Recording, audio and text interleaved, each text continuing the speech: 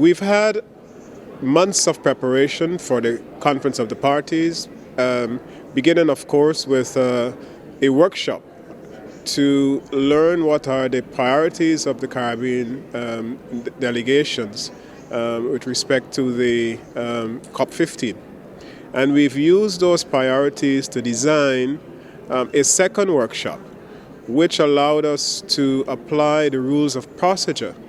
of the Conference of the Parties and what we call a mock-up. And there we actually expose Caribbean delegations, including those who are new to the negotiating process, to what a Conference of the Parties really involves. And we took everybody through the paces of the COP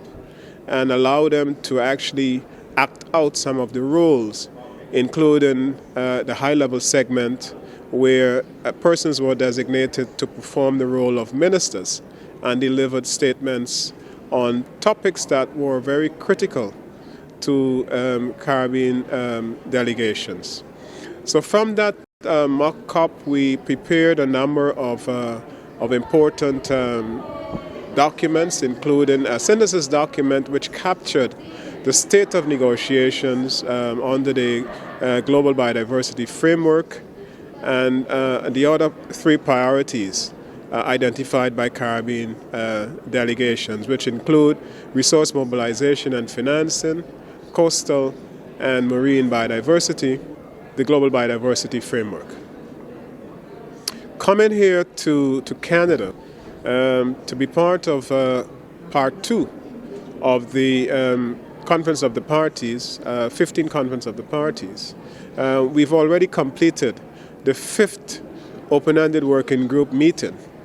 to take the results from the 4th meeting, which was held in Nairobi in June this year, and to advance those recommendations to the stage where we believe we have a document that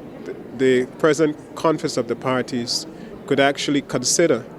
and take forward towards adoption by the time this conference ends.